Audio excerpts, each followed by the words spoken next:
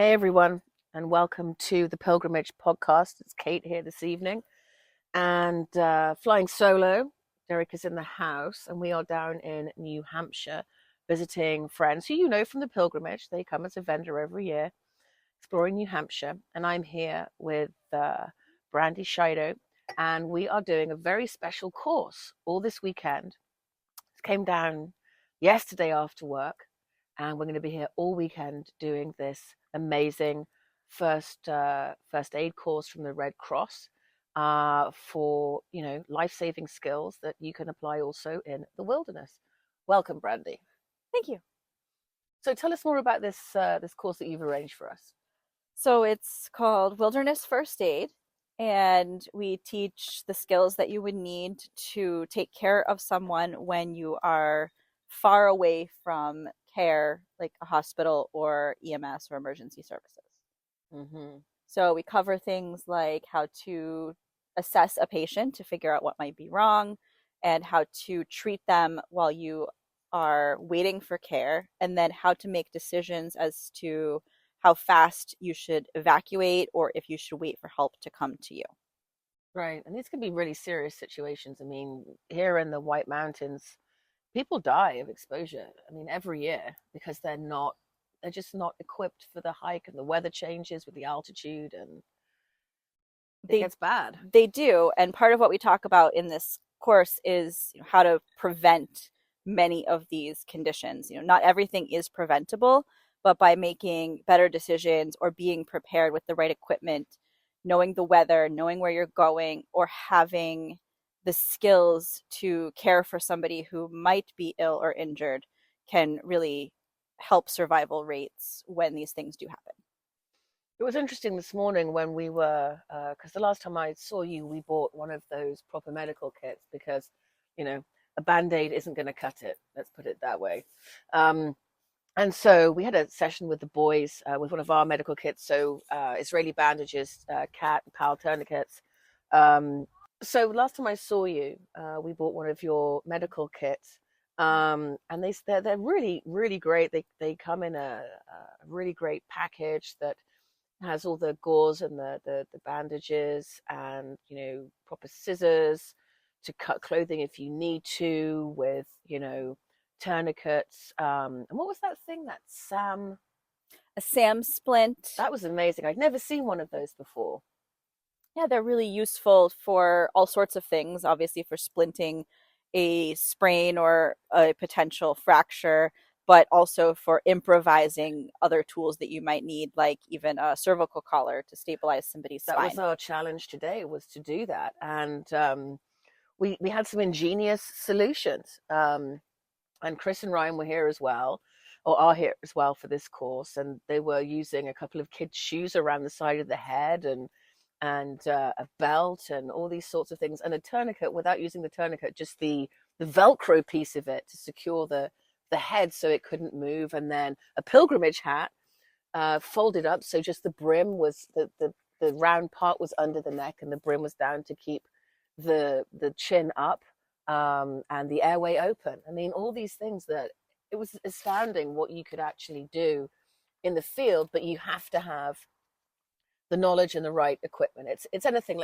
like a tool, right? You've got to use it in the right way and be trained to use it. As you said this morning, if you don't know how to use a piece of equipment, don't bring it because you don't know how to use it. Or better yet, learn how to use it. Exactly. It doesn't do you any good to have items that you don't know how to use. Then you're just carrying around extra weight or taking up space. But it also is important to learn how things should function, because if you don't have a piece of equipment, you you probably aren't going to carry cervical collars or multiple splints or something to splint a femur out in the wilderness, Or an AED. or an AED. Well, we have one for our trips, Well, that's but not everybody does. Yeah, right. But you also should know how to improvise some of these solutions in case those more rare instances do happen. Right. And you had a very good point. So, when I guide ladies of the pilgrimage, and I'm looking forward to welcoming Anna next year, that's going to be awesome. And yeah, I just never really thought that when I'm guiding, I'm planning the route and I'm leading the drive. And as you said, that makes you the de facto leader in those instances. And what I should be doing, and I hadn't, was going to every lady and their passenger and saying, okay, you know how you can get stuck and then you're not back for hours, right? Or something breaks in the wilderness and you're like on a trail and it's like, oh my God, can I zip tie this and limp it back to camp, or to the trailhead to get towed out? But, go round each of the members of your group. Do you have any allergies? I mean, I do. I'm allergic to penicillin. Do you have anaphylaxis? You're allergic to bee stings. Do you have an up-to-date EpiPen? Do you take any regular medication? Do you have a couple of days of supply of that with you? So if we do get stuck and we have to, stay in our vehicles overnight, you've got enough medication. You don't have to go back to camp. Those were things that I hadn't considered before. And I think it's very valid to do so. Yeah, when you're leading a group or just going out with a group, it's really important to know their basic medical history. And, you keep that private, but it is important to know, do they take any medications regularly? Are they prepared to spend a little longer than planned when you're out? Because you never know what's going to happen. And things that could lead to an immediate emergency, like if they get stung by a bee, do they have an EpiPen with them? Where do they keep it? Are they diabetic? Do they need potentially insulin with them, or do they need other things?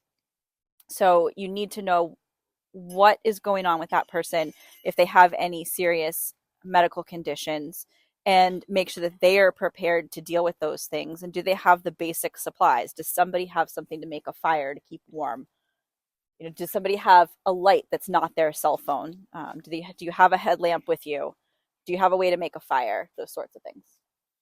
Right. I mean, that's the thing. I mean, I carry my life vac for choking, but now I know. But before yesterday, I didn't know how to do the Heimlich maneuver properly. Now I do, and how to alternate with back blows and then that, and just keep going, and be able to support that person, because at some point, if that food or item doesn't dislodge, they're going to collapse.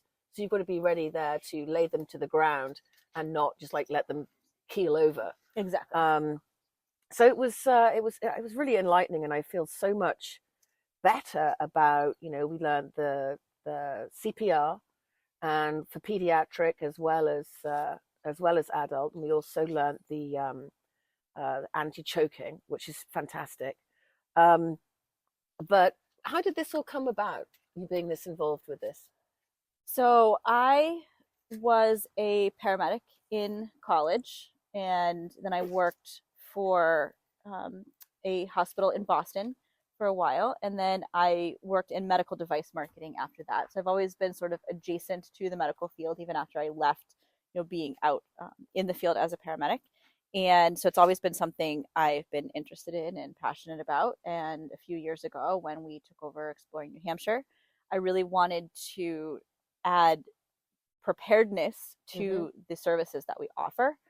And part of our premise is responsible outdoor education, or responsible outdoor recreation. So knowing and being prepared what you're going to encounter and being able to address certain situations. So having the right equipment on your vehicle and having your traction boards and your winches and your recovery points and knowing how to use them is really important. But it's equally as important to know how to have the essentials and take care of emergencies that might happen, because it's very common that somebody is going to sprain their ankle or get stung by a bee, or even have a heat related or cold related issue. So I felt I had the skill basis to take on that education. So I went and got certified through the Red Cross for CPR and first aid, and then added wilderness first aid. And then Rob did the same certifications as well. So now we co-teach that class. Does he have a medical background like you? He does not have a medical background. He's an engineer by trade, but he also is a certified firearms instructor. And so he has had particular training in trauma and how you would treat things like gunshot wounds and major trauma. So he has that background. That's really useful. I can't imagine what it was like working in that field in Boston. Must have been very busy. Yes, it was. To say the least. Yes. Yeah, I'm like you. I'm not clinical, but I work in healthcare, and I've sold software as a service and medical devices, and now I work in generative AI. And I realized today, actually, my work is really relevant and useful because I was able to understand what you were talking about with the SOAP note and the history and the, the assessment and plan and all that Mm-hmm. sort of stuff. And then I feel much more confident now, looking at measuring the respiration and the heart rate, because I didn't know how to do that before, and now I do. It makes you feel, I'm by no means an expert, but at least I have some skills now. Right. You may not be able to treat or know what's going on in every situation, but if you can take some basic information, like somebody's just basic vital signs, and provide information to a first responder who you're going to contact, they can give you further advice and tell you more information about what to do if you have a means to contact that person. In the wilderness, you may not, which is why we talk about so many different types of injuries and illnesses and how to be prepared for those. But we also talk about how can you contact the outside world and ask for help. So do you have a satellite communication device like the Garmin InReach that we carry? Mm-hmm. Or up in New Hampshire and in Vermont, you don't have cell service in Oh, most of you the places don't. that we go. So, are you prepared to do that? Or do you know how to signal for help? Or are you going to make a decision to send somebody out and get help? But if you can contact other resources who might be more knowledgeable than you, if you can give them information about the person and what's going on, they can also help you with knowing what to do. Yeah, and the forms that you provided with us, which I think are really useful, and I'm definitely going to rejig that so it's clearer, just the way my mind works and the order of things, like when you're assessing the scene. I mean, you've got to make sure it's safe for the responders and yourself to go in. Does the vehicle need to be secured before you go in there? And, depending on where it is, if it's on its side or if it's, inverted, yeah, you're going to have to make that safe before you put people, potentially in harm's way. Exactly. The first thing that you do in any type of emergency situation is assess the safety of the scene.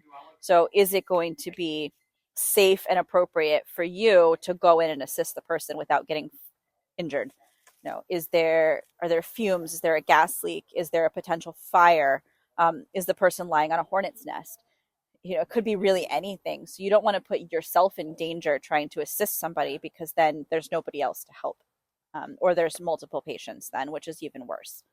Right, right. I mean, I can't imagine coming across a mass casualty and having to triage instantly and going from patient to patient to patient and making those split second decisions about what you're seeing in front of you. I mean, I carry and everyone laughs at me because I've got my life vac and I've got my, kind of compact trauma pack with like chest seals and all that sort of stuff in it. And a cat and a pal tourniquets, and which are great because the PAL ones are good for peds, but you can also use them on a dog, for example. And I know a load of you guys will bring your dogs for pilgrimage, but yeah, it's good to be prepared because the one day all those years ago, when we had that terrible car accident, and I was the person that needed help. I was so lucky that Derek was trained to bring me back round. If he hadn't been there, I mean, where we live in Vermont, it's going to be at least half an hour, 40 minutes, because they're all volunteer ambulance people, Yeah. right? It's going to take time for people to get there, get in the ambulance and come to you. And you have to take a certain amount of kind of self-responsibility and make sure that you are prepared to help a friend or a neighbor or someone that you're wheeling with that day. Yep. And, in your case, the ambulance could get to you. Yes. But in many of the places, most of the places that we're going when we're out wheeling or hiking or any of those types of activities, an ambulance cannot get to you. They can get to maybe the closest paved or dirt road or trailhead, but they're going to need either an ATV or people to walk in to get you if you can't get the person out in your vehicle. And there are risks to doing that. So knowing how to make those decisions, there's not always a best call, but knowing the steps to go through and what you're looking for and what the criteria are can be invaluable in saving somebody's life. Right. And These are not forgiving mountains. No, they are not. Yeah, the weather can come in really, really quickly. You might, have equipment with you. Maybe you've got to make sure you've got the right shoes on for the hike. You've got, spare clothes because stuff. I mean, I don't know about you, but as soon as we go down anywhere that's by water, the children are soaking in 5 minutes. They are, and that's one of the things that we talk a lot about in New Hampshire and Vermont specifically is hypothermia, because that can happen even in the summer months. And if you have somebody who is sick or injured, they are much more likely to be cold because now they're not moving around as much. And Might have had blood loss or something. And exactly, or small children who get wet during the day and you don't change them into dry clothes or you're not paying attention, people can get cold and get very sick very quickly. So paying attention to those things and preventing secondary problems, somebody might have a broken leg, but then they eventually have a bigger problem from hypothermia while they're waiting to be rescued. I mean, where we are, I mean, there could be lots of, like where we live, there could be lots of tree cover on Cate Mountain that our house is on the side of. And even though we're only at 1,000 feet of dirt road, that's fine. But there's no cell signal at my house. So if we were wheeling on our trails behind the house that they used to use for logging, you could get into some really, really difficult situations there. Um, yeah, you've just got to be, I think, aware and vigilant and know that any there's risk with everything, right? I think you just got to mitigate your risk and consider your actions and consequences thereof very Right. carefully. You want people to be out and having fun, and we certainly don't want to take the fun out of anything because we're out in the woods to enjoy it. But, if you're a 3-day hike into the Great Gulf, you don't maybe want to climb on the largest boulder or climb the tallest tree you can find because you don't have to. And that's a risk you might not want to take. I mean, look how many people taking selfies die because they fall off a building or a big rock or into a canyon or something. Hopefully everyone is more sensible more sensible than that, but apparently not. um Minor things happen when you're out all the time. People get a minor cut, a scrape, a burn. These things happen when you're around vehicles or just out in the woods hiking. You might sprain an ankle or even break a bone. It's common, it happens a lot. And you need to be able to take care of those minor emergencies before they become major ones, because people can get sicker, or you can exacerbate an injury if you don't know how to care for it properly. And it's rare, but major emergencies do happen, and so being prepared for that is really critical. I really like the fact that we have the Garmin InReach, which is a newer thing for me. I've only had it this season, but it does give me a little bit more peace of mind that I can actually, because it's bizarre, because you can be at my house, which is on a dirt road, and there's no cell service, but I'm looking at a cellar hole and I'm taking photos and I look at my phone and I've got like 2 bars. So you just never know, but always count on not being able to get a hold of help and have that extra tool with you because your phone's going to run out of battery at some point. Yep, we keep the Garmin InReach as well. We have both the Explorer and the Mini, and we take them on all of our guided trips. And then I take them even if I'm just taking the kids up to, Cannon Mountain or something for the day, because there is no service up there. And it's important to be able to contact people in an emergency on our guided trips. And whenever any of us are out, by ourselves or with the kids or, with a small group, we turn on the tracking so that somebody at home can see where we are. Because if, Rob doesn't come home on time, I'm going to be monitoring that situation. And hopefully he's going to send me a message and tell me that everything's okay and they're just helping somebody. But, if I don't get a message for hours and hours and he's not where I expect him to be, then I know that I can call for help and know where to find him. Well, within 10 minutes, which is huge considering, the length of some of these hikes and the length of some of these class 4s. That's the thing. When Derek had the accident in the Range Rover, I could see where he was because I'm like, why isn't he back yet? And I did find my phone, and I thought, why is he still there? I never thought for an instant that anything had happened. I thought he was helping someone else who had broken down. Mm-hmm. But unfortunately, that wasn't the case. But thankfully, everybody is great. So how can people, if they want to further their knowledge and have a little bit more confidence, how can they sign up for a course? And do you have different like levels of course? What would you recommend that people who have no experience, maybe they were in, I don't know, the brownies or the Girl Guides or whatever it is, what would you suggest that people at least start with to have a foundation? So I would recommend that everybody take at least a basic CPR, AED, and first aid class. So that covers, like I said, CPR, and it covers using an AED, and then it covers first aid for things like anaphylaxis, so how to use an EpiPen, how to administer an asthma inhaler, and how to address major bleeding with either direct pressure or a tourniquet. It's a 1 day skills session. You can do half of the class online if you prefer, or you can do it all in person. But I would recommend everybody have at least that basic knowledge. That it also covers the choking aspect we were talking about before, which is very common. Mm-hmm. And then if you want more information, you can take something like our wilderness first aid class. It's a 2 day class. We offer it several times a year.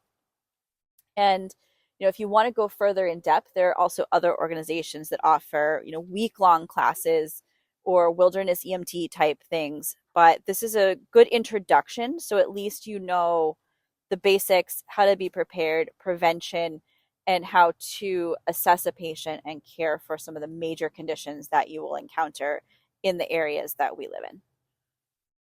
Well, I have to say that I certainly feel a lot more prepared. I'm looking forward to tomorrow and getting my certification, which I believe is valid for 2 years, correct? That's correct. And well, we thank you. Thank you so much for doing these courses and offering them to the pilgrimage audience and beyond, obviously.